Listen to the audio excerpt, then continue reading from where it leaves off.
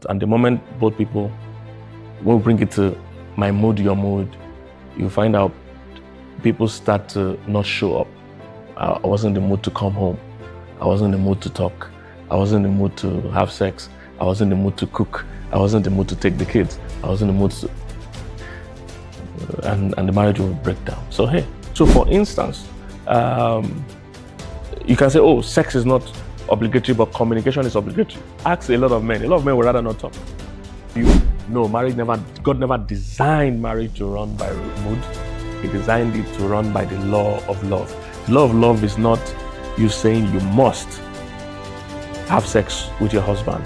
It's saying you should want to please your husband. Let me know who's making these rules. There are a lot of people that don't like to talk. A lot of people don't like to text, don't like to call. So are they off the hook because they don't like? No, they are obligated to keep in touch. So communication is key. Consummation is key. Everything, every need in a marriage is key, because that's why the marriage was designed. Nobody has ever died from not having sex. But the person wrote that, but many marriages have died because of no sex. Even if your partner does not meet up one day or one situation, does not meet up meeting your need, if they have been meeting your need all the time before, you can't get upset over 1 or 2 times. If they've been meeting every other time they've risen to the occasion. What causes a breakdown is that there's consistent turning down, consistently not showing up. Then it piles. Hey, sex is a choice. That's in marriage. You have no obligation to have sex with your partner. They'll be all right, and things like that. And on the surface, yes, that looks good. That, oh, you're not in the mood, whatever, that looks good. So my question to them in the comment section, and so far they've not been able to answer me, was, are there obligations in marriage at all? If sex is not an obligation, okay. I asked them, is the husband also obligated to talk to his wife? Can he say he's not in the mood to talk for 24 hours or for 1 week? Can he say that? And once in a while, I meet people that say there are no rules to marriage. And that's such a joke. People only say that when they've run into something or an instruction they don't want to do. So they say there are no rules. There are rules for every single thing. There's a rule. There are rules that make a car move. There are rules that make a plane fly. There are rules to every single thing. I like to say first that you can't improve on perfection. You can't improve on perfection. The design of marriage from God, and we know this from the Bible, you can't improve on perfection. Every time you tamper with something perfect, the only thing you can do to it is to reduce its efficacy or efficiency. You can't improve on perfection. And what God does is perfect. So whenever you would tamper with the rules and the guidelines and the principles, will reduce its power. All right? And for people that live in Western world, they understand warranty is better. I know we have it almost everywhere, where if you buy a car from a dealer or authorized dealer and they give you a warranty that if anything happens, we'll fix it for you. We'll make sure this car is up and running. If you go and allow someone else touch it or you touch it, you void the warranty. That means they can't promise that the car will deliver or be fixed, or all the promises they made null and void from the time you tamper with it. That's what happens to a lot of people in marriage. They tamper with the design. The thing she said was literally saying, hey, sex is a choice. That's in marriage. You have no obligation to have sex with your partner. They'll be all right, and things like that. And on the surface, yes, that looks good. That, oh, you're not in the mood, whatever, that looks good. So my question to them in the comment section, and so far they've not been able to answer me, was, are there obligations in marriage at all? If sex is not an obligation, okay. I asked them, is the husband also obligated to talk to his wife? Can he say he's not in the mood to talk for 24 hours or for 1 week? Can he say that? And it was a simple question, and they've gone to the left, gone to the right. Nobody has been able to give a direct answer. I was trying to ask them, what is an obligation, what is not? What is key, what is not? And some people just ramble and say, oh, communication is key. I said, so communication is key, but consummation is not key. I said, who is defining, how do we determine what is key and what is not key? Who made these rules? And once in a while, I meet people that say there are no rules to marriage. And that's such a joke. People only say that when they've run into something or an instruction they don't want to do. So they say there are no rules. There are rules for every single thing. There's a rule. There are rules that make a car move. There are rules that make a plane fly. There are rules to every single thing. All right, that is working. There's a way to make it work. All right. And there's a rule in marriage. There's a law, or there's law in marriage. And that law is the law of love. The moment you start to say one thing is obligatory, the other is optional, who determines what is obligatory and what's optional? You see, because the way marriage works, men will always view something as more important. And this is why this is marriage coaching 101 for those that have gone through a proper marriage coaching. One of the things we teach, especially our own students, for instance, that want to be certified marriage coaches, you must go beyond your gender preference to look at the whole picture. Because sometimes if you're a man, if you're not careful, you only teach from male perspective. If you're a woman, sometimes you only teach from female perspective. You need a balanced perspective. And that takes growing beyond your own preference. So for instance, you can say, oh, sex is not obligatory, but communication is obligatory. Ask a lot of men. A lot of men would rather not talk. They don't necessarily need to talk. So the moment it becomes a matter of preference, oh, then I can choose. I don't want to pay bills. I don't want to cook. I don't want to take out the trash. I don't want to take the kids to school. If we run marriage by mood, oh, then we cannot pick and choose what we're in the mood to do. Then the marriage will break down. That's what I'm saying about there's a design. And I'll read some of the design to you. The law of marriage is called the law of love. And the law of love is not me trying to choose what I can get away with not doing. It's me saying, look, I'm all in to try to do everything I can do to make your life better. So, I totally, disagree and have an issue with the stand this lady was sharing that, oh, you are not obligated. It's not inconsistency with scripture. And of course, I don't even know if she's a Christian, so I'm not really dealing with that. I'm just dealing with the mindset that makes many people struggle in marriage because they think it's a matter of mood. They think, oh, if I'm in the mood, then I'll do this. If I'm in the mood to be nice to you, if I'm in the mood to be kind to you, if I'm in the mood to serve you. No, God never designed marriage to run by mood. He designed it to run by the law of love. The law of love is not you saying you must have sex with your husband. It's saying you should want to please your husband. Let me read one of the most detailed teaching on marriage in scripture. You will find it one in Ephesians 5. The other one is 1 Corinthians 7. All right, Apostle Paul. So the whole chapter is on marriage and it's very detailed. It answered a lot of questions. But I'm going to pick just the issues surrounding this topic. So if you go to 1 Corinthians 7, from verse 32, it said, but I would have you without carefulness. It said, he that is unmarried careth for the things that belong to the Lord, how he please the Lord. That means the single person cares only about the things of the Lord. He said, but he that is married, verse 33, careth for the things of this world, how he may please his spouse. That is the law of marriage, his wife. And verse 34 says, there's a difference between the wife and the virgin. They're married and all that. It says, and if you read the B part, it said, and she that is married careth for the things of the world, how she may please her husband. So the law of love says, I'm here in this marriage to serve sacrificially, mood or no mood, to serve my spouse. And that is the same energy expected of my spouse towards me. It is two people doing their best to serve each other. Not somebody saying, I'm not obligated. The moment you bring the no obligation clause, then who determines what is obligatory and what is not? Sex is not obligatory. Okay, so is communication obligatory? Then how do we choose what is important? And a lot of times, people that are more communication minded, we say, oh, communication is key. Just because you have a low sexual libido doesn't mean you have the right to say sex is not important. You can even do a poll. Anybody here can do a poll. A group of random people, tell them, will you pick talking over sex? You will see. Some people will gladly pick talking. Some will gladly pick sex. And God have handled this disparity. He has said, everybody come with the intention of serving the other, not serving yourself. The moment you say serve yourself, every home will break. That's the secret behind the divorce rate you are seeing. Selfishness.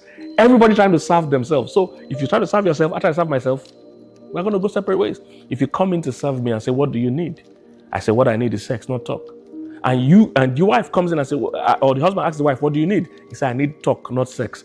If both of us constantly look for ways to serve each other.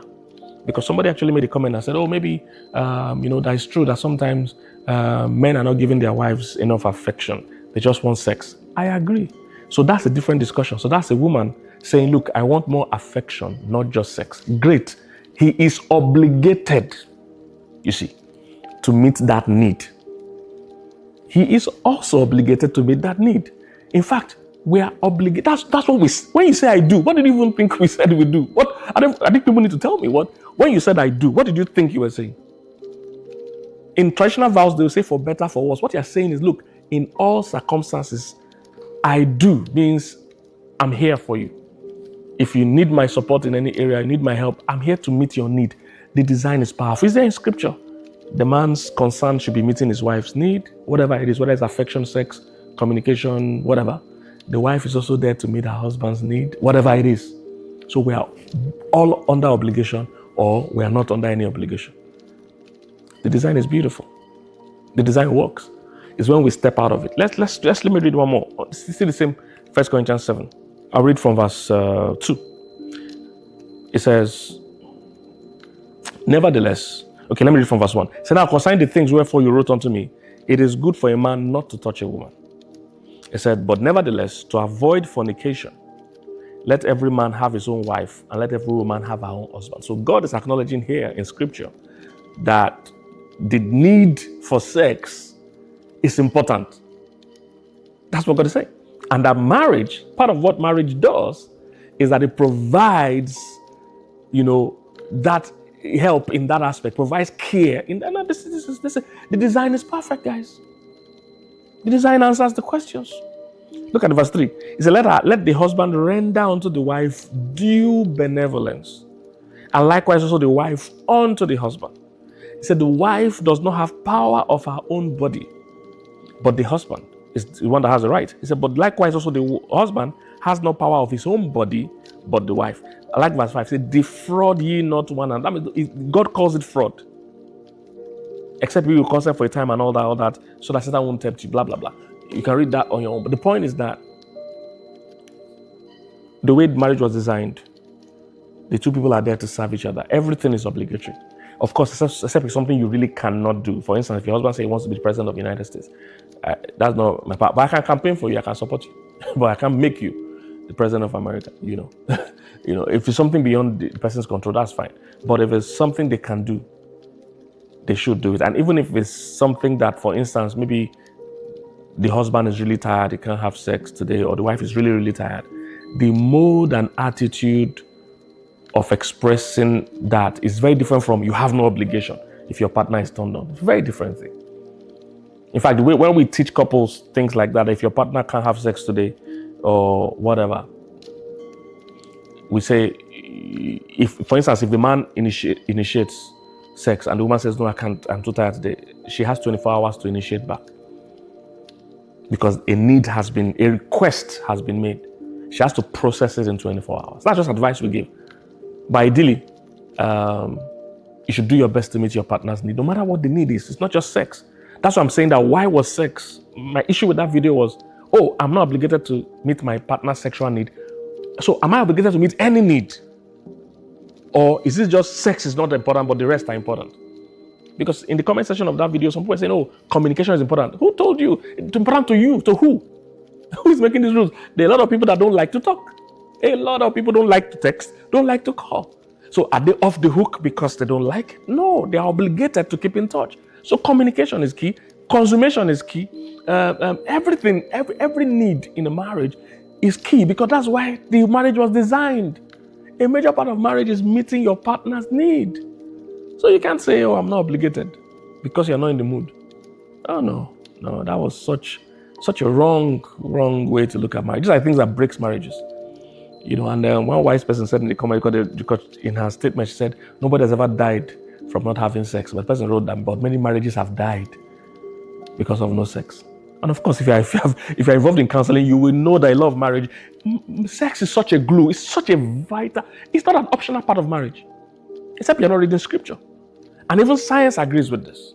There's a bonding that's there. Even legally, if you marry someone and you've not had sex, they can annul the marriage. That means they won't even call it a divorce because it's not been consummated.